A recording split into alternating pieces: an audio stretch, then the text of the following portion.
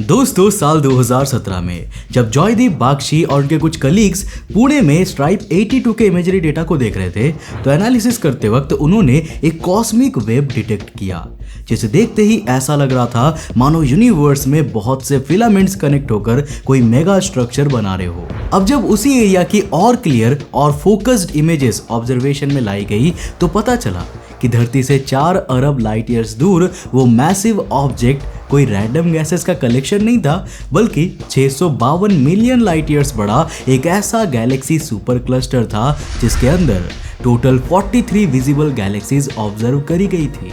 और आज के समय में उसी सुपर क्लस्टर को सरस्वती सुपर क्लस्टर के नाम से जाना जाता है। अब दोस्तों ये स्ट्रक्चर इतना बड़ा है कि यूनिवर्स के सबसे फास्टेस्ट चीज लाइट को भी इसके एक छोर से दूसरे छोर तक जाने में 65 करोड़ सालों का वक्त लगता है। और शॉकिंगली इतना समय तो अभी लाइफ को धरती पर आए हुए भी नहीं हुआ है। हालांकि सरप्राइज होने वाली कोई बात नहीं है क्योंकि ये स्ट्रक्चर अभी तक के ऑब्जर्वेबल यूनिवर्स में खोजे गए मेगा स्ट्रक्चर की लिस्ट में टॉप 10 में भी नहीं आता है। और आज के इस वीडियो में हम आपको ब्रह्मांड के 10 सबसे बड़े कॉस्मिक स्ट्रक्चर के बारे में बताने वाले हैं। तो हेलो गाइस, मैं हूं कौशिक और चलिए जानते हैं ब्रह्मांड के सबसे बड़े स्ट्रक्चर के बारे में। दोस्तों अब इतना तो हम सभी जानते हैं कि एस्ट्रोनॉमी में छोटी गैलेक्सीज के ग्रुप को क्लस्टर्स के नाम से जाना जाता है, लेकिन ये छोटे छोटे क्लस्टर्स खुद भी एक स्ट्रक्चर का पार्ट होते हैं और जो स्ट्रक्चर ऐसे कई छोटे मोटे गैलेक्टिक क्लस्टर्स को होल्ड करता है उसी को एस्ट्रोनॉमी में सुपर क्लस्टर के नाम से जाना जाता है। अब साल 1985 में न्यू मैक्सिको स्टेट यूनिवर्सिटी के अंदर डेविड बैट्सकी और जेक बर्न्स ने जब एक फिलामेंट जैसे दिखने वाले कॉस्मिक स्ट्रक्चर को खोज निकाला तो उन्हें लगा कि उन्होंने किसी नई चीज को तलाश किया है। लेकिन बाद में उसी स्ट्रक्चर को जब डीपली ऑब्जर्व किया गया तो ये पता चला कि उस इमेज में पर्सियस और पाइसेस सुपर क्लस्टर ही इस तरह से सबमर्ज्ड दिख रहे थे जैसे दो जॉइंट कॉस्मिक स्ट्रक्चर्स साथ में मिलकर बल्ब का फिलामेंट बना रहे हो। और इसीलिए तब से लेकर आज तक इस स्ट्रक्चर को पर्सियस पेगासुस फिलामेंट के नाम से जाना जाता है। नाउ 1985 में इसकी खोज हुई थी और इसे 1 अरब लाइट ईयर से थोड़ा ही छोटा पाया गया था।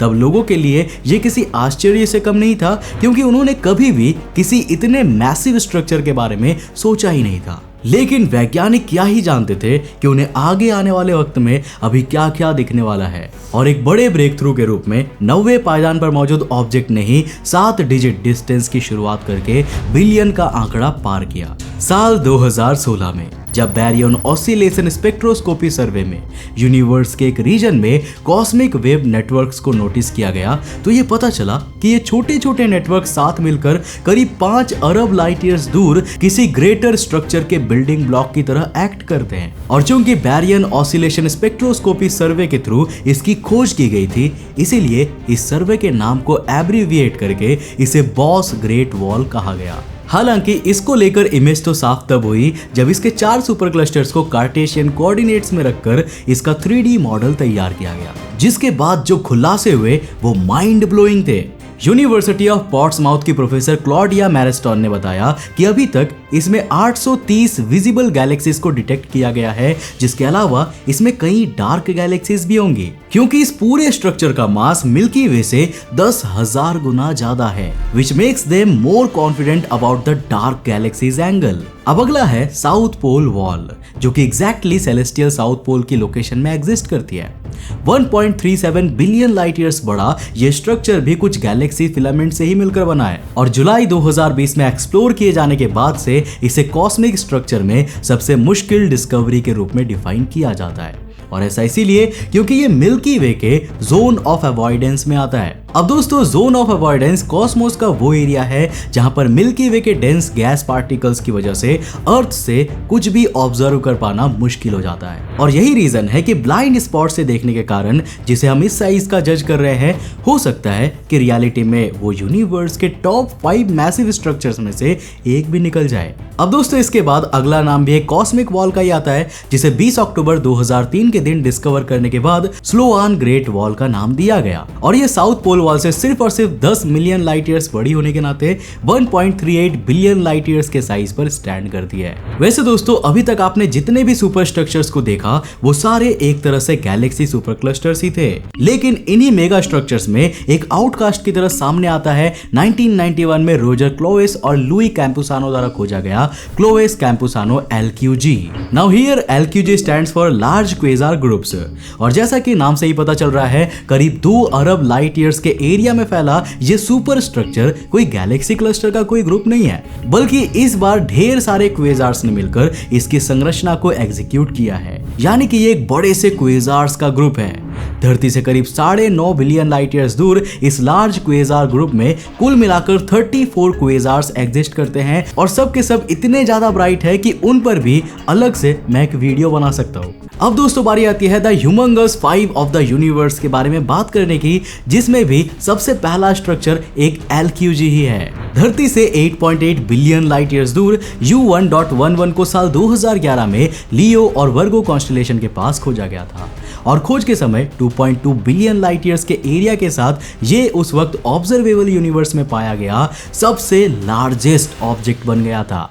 इसका इतना अजीब नाम भी इसीलिए रखा गया है क्योंकि इस ऑब्जेक्ट का रेडशिफ्ट 1.11 के बराबर है। ऊपर से फर्दर रिसर्च के बाद जब इसकी actual length 2.5 billion light years calculate की गई, तब ये एग्जैक्ट डेटा मिला कि इस सुपर स्ट्रक्चर के अंदर 38 क्वेजार्स इसके ह्यूमंगस साइज को सस्टेन करवा रहे हैं। मतलब लिटरली अमेजिंग। जिस तरह इंडिया अपनी डाइवर्सिटी के लिए जाना जाता है, उसी तरह ऑब्जर्वेबल यूनिवर्स में चौथा सबसे बड़ा स्ट्रक्चर द जायंट आर्क भी अपनी विविधताओं के लिए ही मशहूर है। जून 2021 में डिस्कवर किया गया यह स्ट्रक्चर 3.3 बिलियन लाइट ईयर्स के स्पैन में फैला हुआ है, जिसके अंदर गैलेक्सीज, गैलेक्टिक क्लस्टर्स, वॉइड्स, अरे यहाँ तक कि गैस और डस्ट पार्टिकल्स भी भरपूर मात्रा में नेबुला के साथ पड़े हुए हैं, जिस वजह से इस स्ट्रक्चर के अंदर आपको यूनिवर्स में पाई जाने वाली हर पॉसिबल चीज मिल जाएगी। अब दोस्तों ये सुपर स्ट्रक्चर इतना ज्यादा बड़ा है कि अगर ये नाइट स्काई में विजिबल होता तो धरती से 9 अरब लाइट ईयर्स दूर होने के बावजूद भी ये टोटल 20 फुल मून्स के बराबर की जगह को नाइट स्काई में ऑक्यूपाई कर लेता। मतलब 20 चांद को अगर आप एक के बाद एक साथ में रखोगे तो जितना बड़ा वो ऑब्जेक्ट बनेगा, इतना बड़ा ये हमें उतनी दूर से दिखता। लेकिन दोस्तों इतना बड़ा और इतना मैसिव साइज होने के बाद भी आगे आने वाले स्ट्रक्चर्स के सामने ये आसपास भी नहीं टिकता। अब दोस्तों इस इमेज को देखकर आपको ये लग रहा होगा जैसे एक चमकदार स्टार अपनी ब्राइटनेस से अपने आसपास की सभी चीजों को सुपरसीड कर रहा है, but in reality you are looking at a point of third largest structure of the observable universe as known as huge LQG।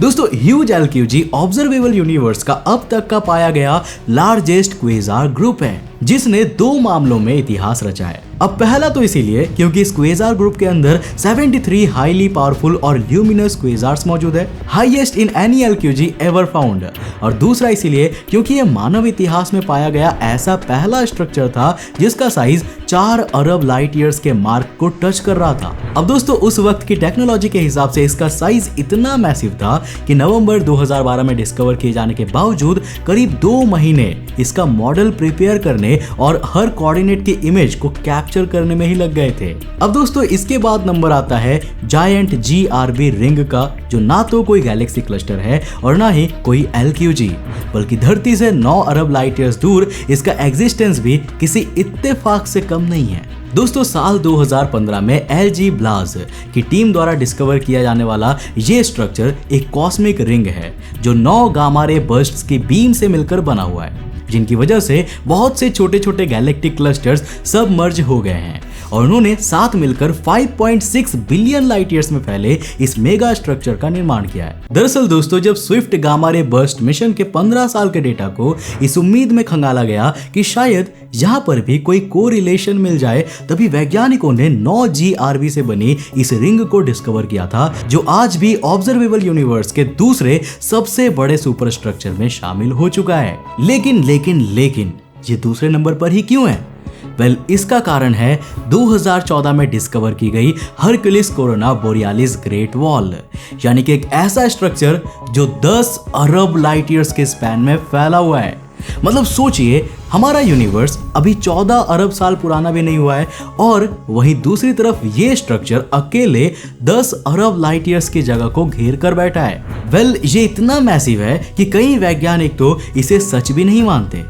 लेकिन बेसिकली हुआ क्या था कि साल 2013 में ही मेगा स्ट्रक्चर ऑब्जेक्ट्स को स्टडी करने के दौरान वैज्ञानिकों ने यह नोटिस किया कि ड्रैको और हरक्यूलिस कॉन्स्टेलेशन के बीच में काफी डेंस गामा रेज ओरिजिनेट हो रही थी, जिसको काइंड ऑफ इन्वेस्टिगेट करने के लिए जब उन्होंने Swift gamma ray burst mission और दर्जनों बाकी ऑब्जर्वेटरीज के डेटा को कंबाइन किया तो ये पता चला कि 280 से भी ऊपर एक्सट्रीमली डेंस और powerful gamma rays Hercules, Corona Borealis, Lyra, Bootes और ड्रैको कॉन्स्टेलेशन के साथ साथ कुछ गैलेक्सी क्लस्टर्स को जोड़कर एक ऐसे सुपर स्ट्रक्चर का निर्माण कर रही थी जिसका साइज 9.7 से 10 अरब लाइट ईयर्स तक देखने को मिल रहा था। और कुछ इस तरह से जब एडवांस टेक्नोलॉजी के साथ साथ उस एरिया की स्ट्रक्चरल मैपिंग की गई, तब जाकर हमारे सामने ऑब्जर्वेबल यूनिवर्स के सबसे बड़े स्ट्रक्चर की क्लियर इमेज सामने आई, जो इस वक्त आपकी स्क्रीन पर दिख रही है। वैसे अगर बात करें हमारी धरती की, तो वो 520 मिलियन लाइट ईयर्स में फैले